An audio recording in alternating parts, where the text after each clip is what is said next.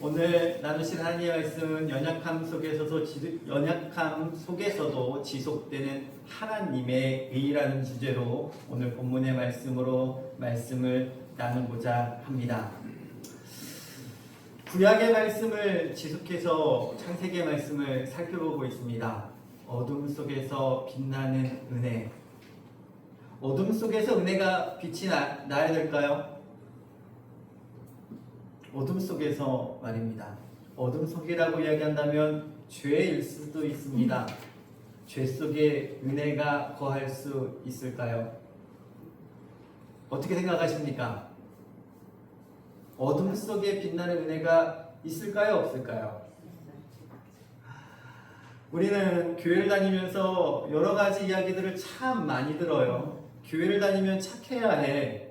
교회를 다니면 죄를 짓지 말아야 해. 교회를 다니면 예배에 빠지지 말아야 해. 교회를 다니면 욕을 하면 안 돼. 교회를 다니면 술, 담배 해서는 안 돼. 교회를 다니면 나쁜 말을 하면 안 돼. 교회를 다니면 다른 사람을 미워하면 안 돼. 교회를 다니면 헌금 생활을 잘해야 돼. 교회를 다니면 항상 웃어야 돼. 교회를 다니면 항상 양보해야 돼. 교회를 다니면 뭔가 변화가 있어야 돼. 맞는 말일까요? 틀린 말일까요? 맞는 말입니까? 진짜요? 근데 이게 진짜 신앙일까요? 변하지 않으면 신앙이 없고 믿음이 없는 걸까요? 어떻게 보면은 우리의 신앙이 행위는 필요한데 행위를 너무 요청해요. 내가 무엇을 해야지, 내가 무엇을 드려야지, 내가 열심히 예배 드려야지, 내가 깨끗하게 살아야지, 내가 거룩해야지 라는 거 말입니다. 근데 이 잣대가요, 나에게만 허락하는 게 아니라 주변에 있는 믿는 사람들에게도 동일하게 적용된다는 거예요. 너 왜 이래? 야, 믿는 사람이 이러면 안 되지. 너 예수님 안 믿는 거야 라고 판단할 수 있을까요? 그러한 근거와 능력이 저와 여러분에게 있을까요? 오늘 그래서 그 말씀을 좀 살펴보려고 해요. 우리는 너무 착각하고 살아가는 무엇을요? 내가 무언가 잘해야만 하나님께서 내게 복을 주신다는 사실 거라고요. 여러분이 잘해서 복을 주십니까? 여러분이 예배 잘 드려서 하나님이 여러분에게 복을 주십니까? 여러분이 헌금을 많이 하면 하나님이 복을 주실까요? 여러분이 기도를 많이 한다고 하나님이 복을 주실까요? 근데 우리가 창세기를 살펴보면서 뭐지?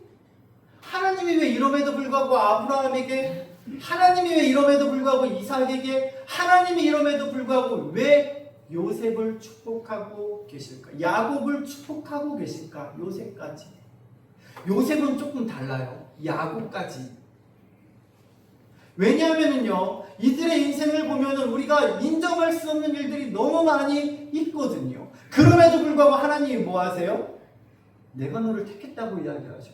내가 너를 복주신다고 이야기하죠. 오늘 본문의 말씀도 마찬가지예요.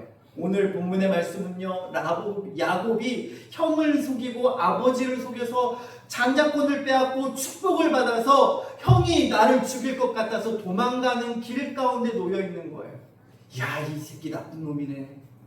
어떻게 지 형을 속이고 그걸 빼서, 아무리 탐나도 그렇지, 어떻게 엄마하고 짜고 아버지가 눈에 안 보인다고, 아버지가 연약해졌다고 그걸 속이고 들어가서 그걸 빼서? 여러분 따지고 보세요. 야곱 어떻게 해야 돼요? 호자식이죠. 복 받으면 안 되는 자식이에요, 얘는. 그렇지 않으세요? 여러분들 이런 자식 싫어하시잖아요.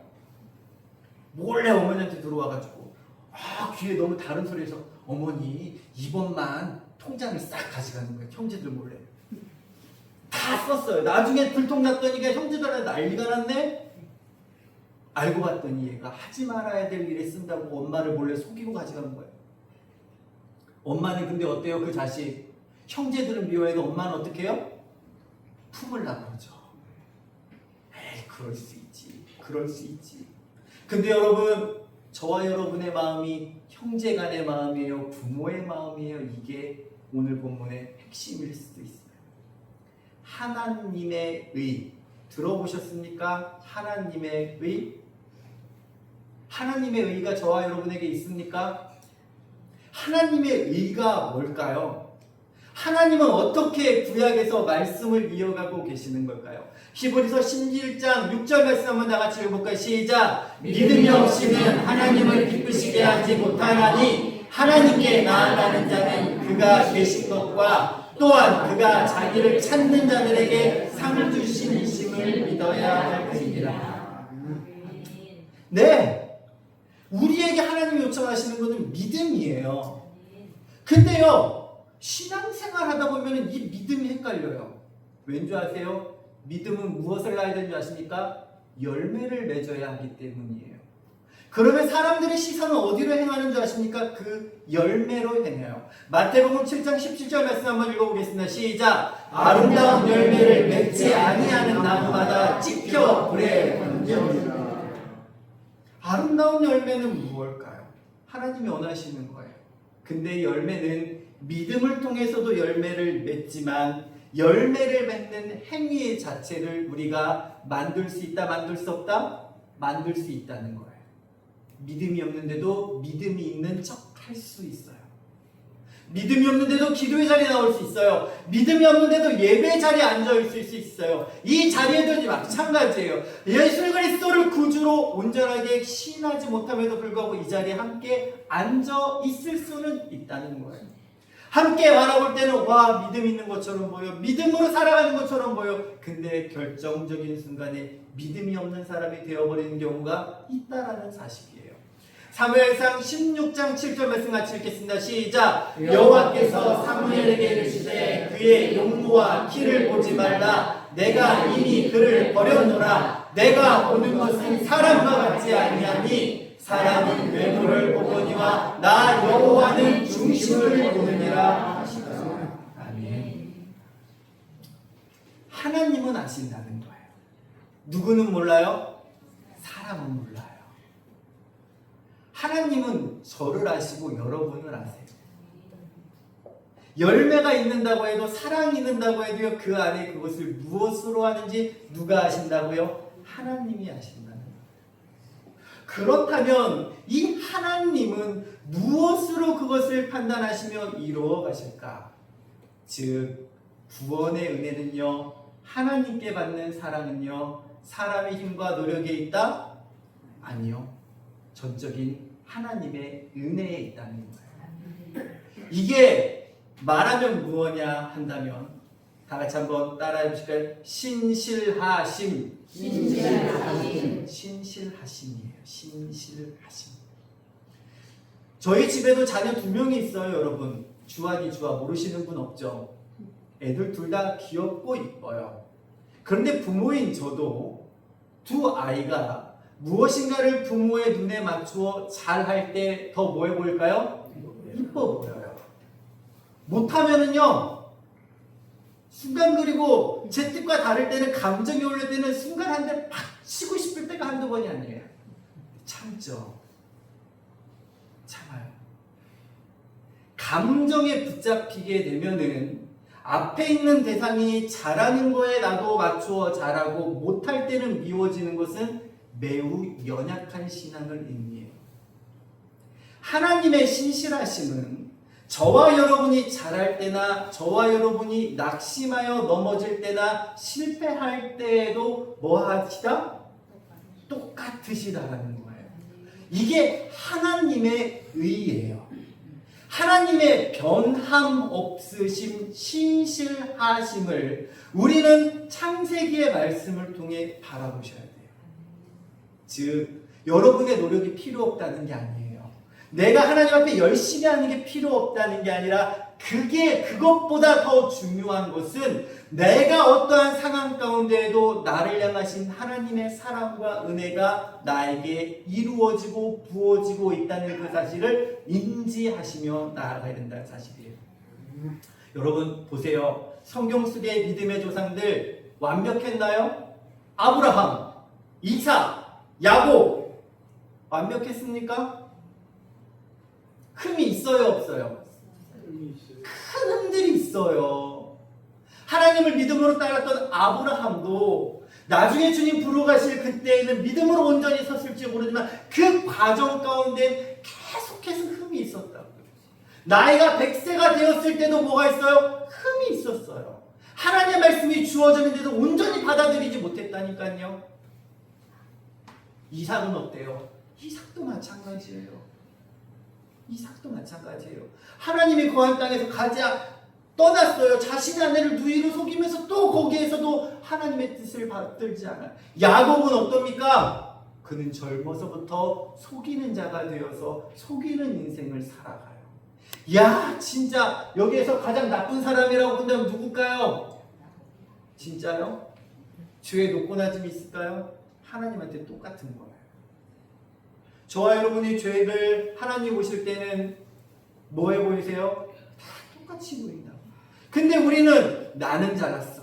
넌 아니야. 너 이렇게 신앙생활 하면 안 돼. 야, 이게 말이 돼? 너 때문에 안 되는 거야. 너 때문에 안 되는 거야. 이런 생각과 이런 믿음의 반응은요, 우리가 버려야 된다는 사실이에요. 왜요? 주님이 보시기엔 다 똑같기 때문이에요. 단지 늦을 뿐이고 단지 천천히 갈 뿐이지 그 걸음을 인도하시는 분 누구시다? 하나님이시라는 사실이에요. 아브라함, 이삭, 야곱 그들이 완벽하진 않았고 부족함이 많았지만 하나님이 그들을 버리셨어요? 아니요. 버리지 아니하셨어요. 그들과 함께 걸어가고 계셨어요. 보세요. 아브람과 이삭의 실패한 것들을 보세요. 두려움 속에 아내를 속였어요. 누이라고. 아버지와 똑같은 거짓말을 이삭도 해요. 야곱의 가족을 보세요. 이삭부터 시작해서 다 뭐예요? 사기꾼 가족 같아 보여요. 엄마와 연합해서 아버지를 속이고 뭐 이런 풍지박산 나는 가족이 어디 있어요? 그 축복의 통로가 된다는 가족인데 모두 치명적인 약점과 실수가 있었다는 거예요. 그런데요, 그게 어떻습니까? 모두 치명적인 약점과 실수가 있었지만 하나님은 뭐 하셨습니까? 변함없으시 그 자리에 계셨다는 거예요. 그 연약함을 알고 그들과 함께 거하시며 그들의 발걸음을 인도해주고 계셨다는 거예요. 그렇다면 우리는 여기에 질문이 있어요. 하나님은 왜 이런 자들을 끝까지 축복하셨을까? 라는 거예요. 여러분, 저와 여러분도 그렇게 고백되어지지 않습니까? 그럼에도 불구하고 하나님이 왜 우리와 함께 하실까? 하나님이 그럼에도 불구하고 왜 이 사람을 축복하시지? 교회 다니는데 저 사람 믿음도 없는 것 같고 잘 안 되는 것 같은데 보면은 희한하게 하나님이 복 주시는 것 같아. 알 수가 없어 보여요. 그런 가정들 있지 않으세요? 믿음의 사람들 있지 않으세요? 왜 그러실까요? 창세기 말씀을 보세요. 저와 여러분의 잣대로, 신앙의 잣대로 혹은 율법과 도덕의 잣대로 본다면 이 사람들이 하나님의 복을 만한 자세들이 갖고 있는 게 있었는가라는 말입니다. 그런데요, 하나님의 복의 기준은 한번 따라해 보실까? 인간의 행위나 자격이 아닌 오직 하나님의 의 때문입니다. 하나님이 저와 여러분의 복 주시는 이유는요, 저와 여러분이 잘해서가 아니라 하나님이 이미 복 주시기로 계획하고 계셨기 때문이라는 거예요. 하나님께서 예수님을 이 땅에 보내신 이유는 저와 여러분이 잘해서가 아니라 나의 백성을 구하기 위한 하나님의 전적인 사랑과 은혜로 이 땅에 보내셨다는 거예요. 그것이 바로 하나님의 의예요. 자기 백성을 향한 변함없는 인격적이고 언약적 진실하심 속에 우리가 고백되어지는 그 하나님이라는 거예요. 가장 먼저 하나님께서 아브라함에게 너는 하란을 떠나 아버지 집을 떠나 내가 네게 명한 땅으로 가라고 명하셔요. 그리고 그와 약속을 하시는데 하나님이 아브라함에게 어떠한 약속을 하시는가? 보통 고대 근동에서 약속을 할 때는 짐승의 간을 가르고 그 가운데를 서로 언약하는 약속하는 두 사람이 함께 걸어가요. 즉 약속을 어겼을 때 어떻게 된다는 표시일까요? 짐승처럼 쪼개어 어기는 자는 죽을 것이라는 증표예요. 하나님이 아브라함과 창세기 15장의 언약을 맺으시는데 저도 이거 한 줄이어서 그냥 늘 지나갔어요. 근데 말씀을 준비하다 보니까 하나님이 약속을 정하시면서 하나님께서 불 사이를 어떻게 지나가셨다고요? 아브라함을 재우시고 홀로 지나가셔요. 언약을 세우면 약속의 당사자 아브라함을 데리고 함께 그 불 가운데로 지나가서 너 어기면 어떻게 돼? 불로 다 죽어 라고 명확하게 두려움을 주고 그에게 이루셔야 되는데 아브라함을 재워놓으신 상태에서 그 불 가운데 누가 지나가셔요? 하나님이 홀로 지나가신다는 거예요. 여기에서 우리가 무엇을 볼 수 있냐 하면요, 하나님의 의로우심과 신실하심을 볼 수 있는 거예요. 즉 하나님이 우리와 언약을 맺을 때 사람은 그 언약의 대상이 된다 안 된다? 안 된다는 거예요. 하나님과 약속을 온전히 지킬 수 있는 존재가 저와 여러분이 됩니까? 안 돼요.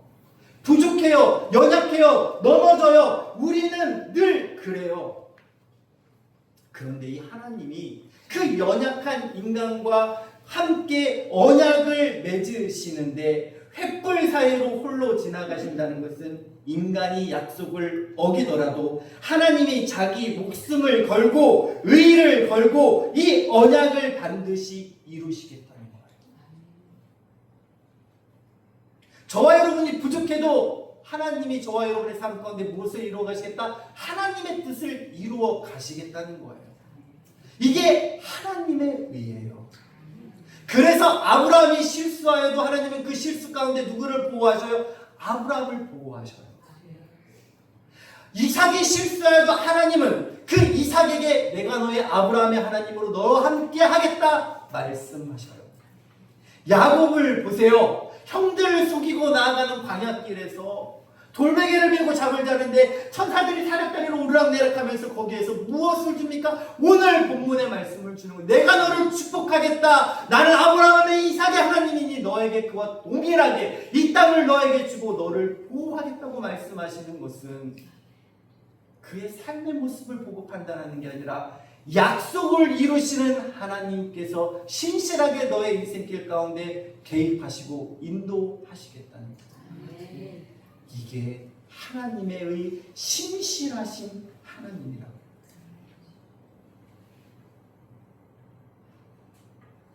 그런데 여러분, 이 의를 받은 우리가 은혜로 살아가야 하는데 우리 또한 세상을 살아가면서 은혜가 아닌 다른 것을 가지고 살아가요.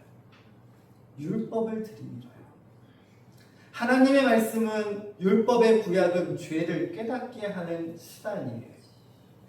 구약으로는 구원을 받을 수가 없어요. 즉 율법으로는 구약에 이를 수가 없어요. 오직 구원은 누구로 말미암아? 예수 그리스도로 말미암아 주어지는 하나님의 선물이에요.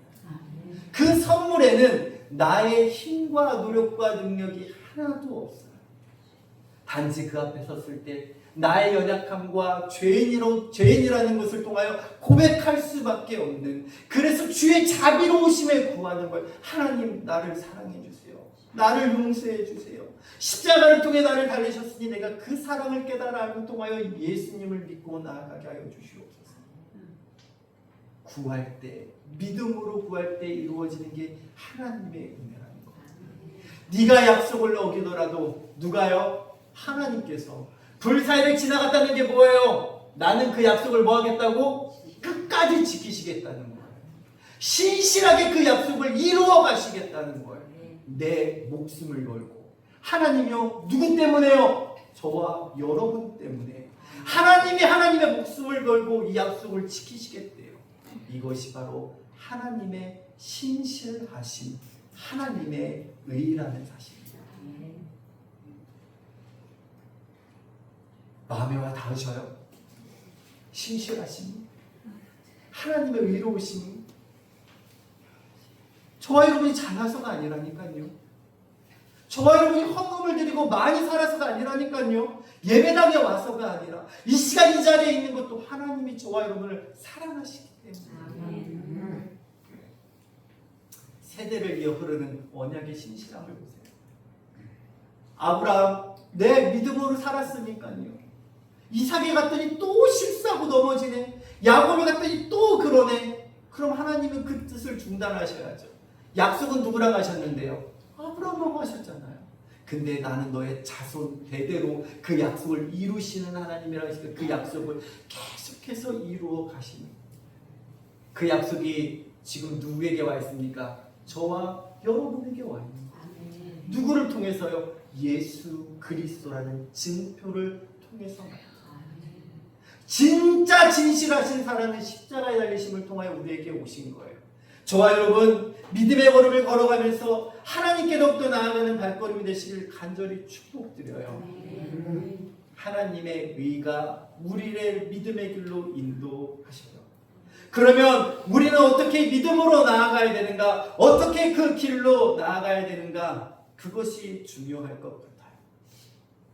복음은 하나님의 의를 우리로 믿음으로 나아가게 한다고, 의로 나아가게 한다고 말씀하고 계셔요. 하나님의 의가 나타나서, 복음에는 하나님의 의가 나타나서 믿음으로 믿음에 이르게 하나니, 복음이 무엇입니까? 하나님의 의가 그렇다는 것이 무엇입니까? 즉 말씀을 통하여 다 같이 한번 따라하면 신실하신 하나님을 바라보자. 그것을 바라보는 순간 하나님의 신실하심을 말씀을 통해 깨닫게 되어지는 순간 우리는 그 안에서 무엇이 생기게 되는 줄 아십니까? 믿음이 생기게 돼요. 하나님은 신실하셔. 하나님은 나의 삶 가운데 역사하셔. 내가 부족하고 연약해도 그건 나의 실수이지 하나님의 실수가 아니야. 하나님은 그럼에도 불구하고 나에게 다가오셔서 오늘 또 손을 내밀고 계셔. 손을 내밀고 계셔. 어제 저녁 때쯤 주한이를 시키려고 욕실에 데리고 갔는데 샤워기를 가지고 애들 입에다가 막 싸주고 놀고 있었어요. 주아가 아주 재밌게 하더라고요. 몇 초 세다가 걔 장난삼아 주아 코에도 한번 올렸다 내렸다 이걸 몇 번 반복했거든요. 걔는 얘는 물을 좋아해가지고 아무렇지도 않더라고요.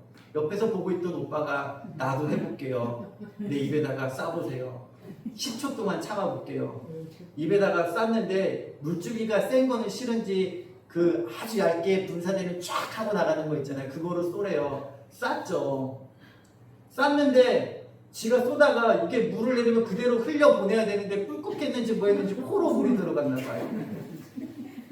순간 벌떡 일어나더니 얼굴이 상기돼서 아빠 미워 싫어부터 시작하더니 그 순간 장난치다가 얘를 뒤통수 한 대 날릴 뻔했어요. 갑자기 승질 나더라고요. 근데 참았어요. 근데 그때부터 막 시작됐죠. 아빠 싫어 미워 막 이러더니 한 30분을 그러더라고요.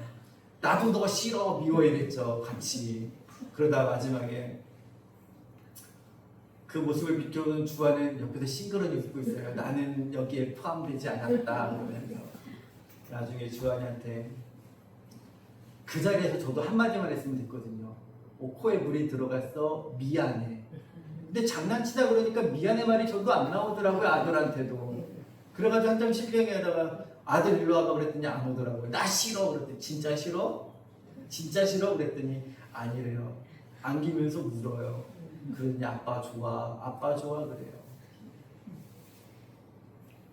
변함없다는 것은 우리가 왜 신앙생활하면서 하나님이 나에게 주시는 사랑은 변함이 없는데 내 옆에 다른 사람이 받는 사랑은 그렇게 시기 질투가 날까요? 똑같은 사랑인데요. 왜 부모가 자녀를 똑같이 사랑하지 않을까요? 똑같이 사랑했는데 부모도 연약하니 잘할 때 좋고 싫으면 한 대 때려주고 싶은 게 부모의 마음 아니에요. 하나님은 안 그러시다는 거예요.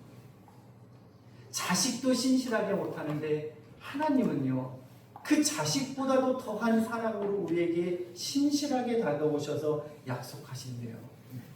그럼 여러분 누구를 붙잡고 믿으셔야겠어요?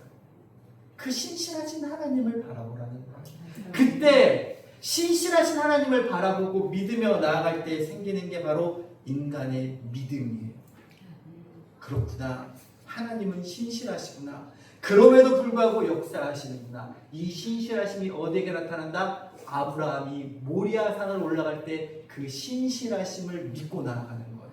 아들을 바치라고요? 주님 이게 무슨 말이에요? 이 얼토당토하는 일을 나에게 시키신다고요? 아니요.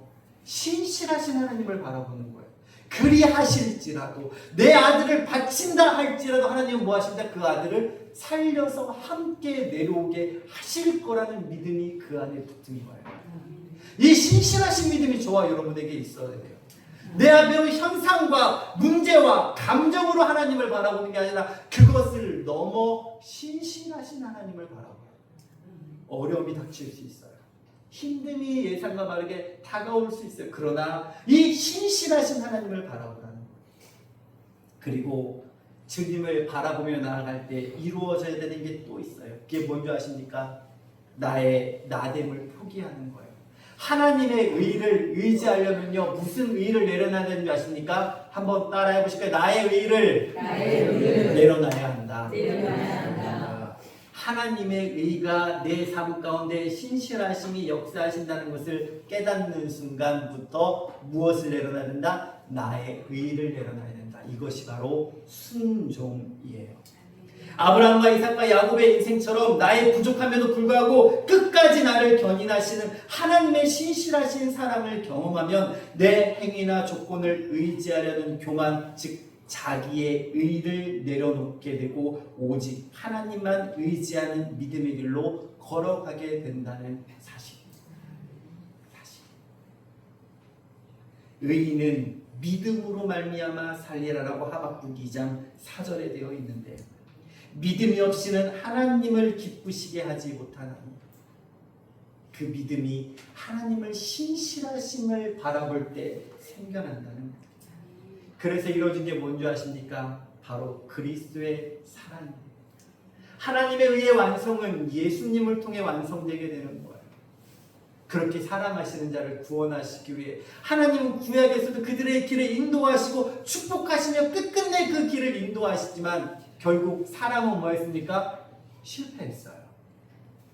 죄의 길에 빠졌어요. 하나님의 선지자를 보내며 회개하고 돌아라고 이야기했지만 그 이야기를 듣지 않았어요. 자신들의 생각과 판단과 보기 좋은 것을 향하여 나아갔어요. 하나님의 의를 구하지 않았고 자신의 의를 내려놓지 않았기 때문이에요.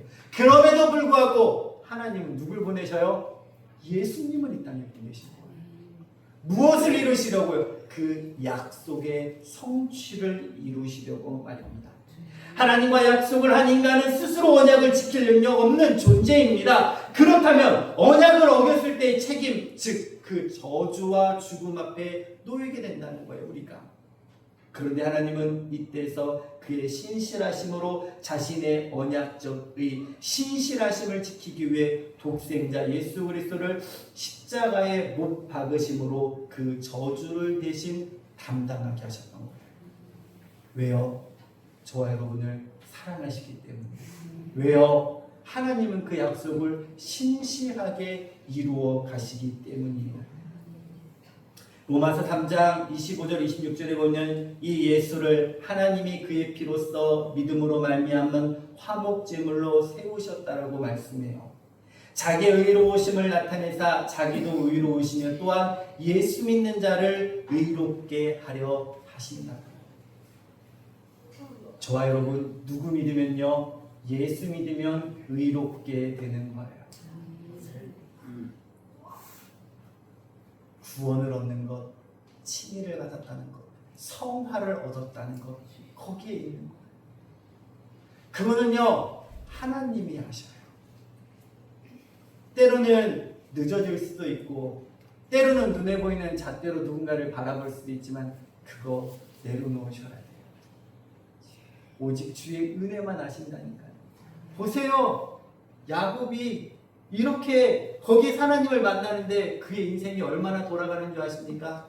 라반의 집에 가고 20년이나 걸려서 돌아올 때 하나님을 만나고 약속하는데 그 약속의 조건도 다 하나님 나를 지켜주시고 나중에 아버지 집으로 다시 돌아오게 하시면 그때서야 내가 하나님이 나의 하나님인 줄 고백하겠습니다라는 이 조건적인 언약을 하는데 하나님은 그럼에도 불구하고 그에게 뭘 하셔요? 신실하게 역사하시고 그의 삶에 동행하셔요. 시간이 걸렸어요. 돌아왔어요. 속이는 자가 속임을 받고 그러나 나중에 하나님이 채우시는 한 방으로 모든 것을 해결하는데 저와 여러분 이 신실하신 하나님을 믿고 바라며 나아가는 저와 여러분 되시길 간절히 소망해요. 우리의 구원은 행위가 아닌 하나님의 신실하심에 기초한 구원이 되어져요. 하나님의 의로 말입니다. 전적으로 하나님의 은혜라는 것을 깨달아 아셔야 돼요. 오늘 본문에 있는 야곱 실수성이에요. 속이는 자예요.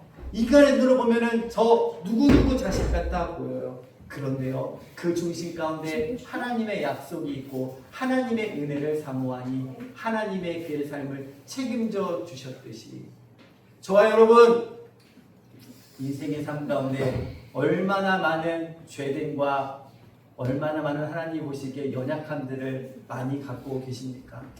우리 그 연약함을 서로 삿대질하는 게 아니라 믿음으로 바라보고 품어주며 그것 또한 하나님이 사용하시는 은혜의 수단이 되기를, 그리고 하나님을 믿는 믿음 안에서 하나님의 뜻이 이루어져 나감을 통하여 우리 외산교회에도 하나님의 의가 있다니까요. 신실하심이 있다니까요. 그것을 붙잡고 기도하고 간구하며 나아가면은요, 지금은 더디어 보여도 지금은 어려워 보여도 하나님이 일하시는 것은 분명하니까요.